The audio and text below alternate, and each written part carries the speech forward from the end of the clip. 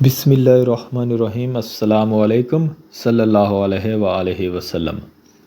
رات کا چور۔ ایک مرتبہ حضور صلی اللہ علیہ وآلہ وسلم نے حضرت ابو ہریرہ رضی اللہ عنہ کو صدقہ فطر کی حفاظت کے لیے مقرر فرمایا۔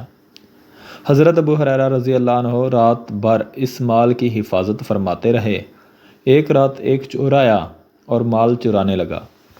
حضرت ابو ہریرہ نے اسے دیکھ لیا اور اسے پکڑ بھی لیا اور فرمایا، میں تجھے حضور صلی اللہ علیہ وآلہ وسلم کی خدمت میں پیش کروں گا۔ اس چور نے منت سماجت کرنا شروع کی اور کہا، خدا را مجھے چھوڑ دو، میں صاحب عیال ہوں اور محتاج بھی ہوں۔ ابو ہریرہ کو رحم آ گیا اور اسے چھوڑ دیا۔ صبح ابو ہریرہ جب بارگاہ رسالت میں حاضر ہوئے تو حضور نے مسکرا کر فرمایا، ابو ہریرہ، وہ رات والے تمہارے قیدی چور نے کیا کیا؟ ابو ہریرہ نے عرض کیا، حضور، اس نے اپنی عیال داری اور محتاجی بیان کی تو مجھے رحم آ گیا اور میں نے اسے چھوڑ دیا۔ حضور نے فرمایا، اس نے تم سے جھوٹ بولا، خبردار رہنا، آج رات وہ پھر آئے گا۔ ابو ہریرہ کہتے ہیں کہ میں دوسری رات بھی اس کی انتظار میں رہا، کیا دیکھتا ہوں کہ وہ واقعی پھر آ پہنچا اور مال چرانے لگا۔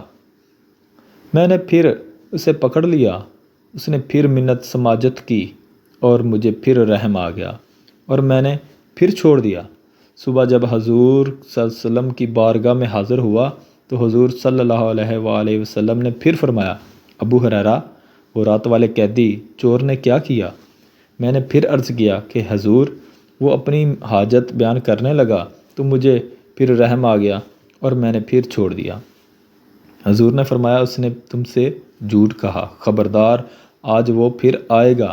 ابو ہریرہ کہتے ہیں کہ تیسری رات وہ پھر آیا اور میں نے اسے پکڑ کر کہا، کم بخت، آج نہیں چھوڑوں گا تجھے اور حضور صلی اللہ علیہ وسلم کے پاس ضرور لے کر جاؤں گا۔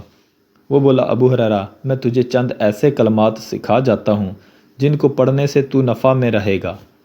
سنو، جب سونے لگو تو آیت الکرسی پڑھ کر سویا کرو، اس سے اللہ تمہاری حفاظت فرمائے گا اور شیطان تمہارے نزدیک نہیں آ سکے گا۔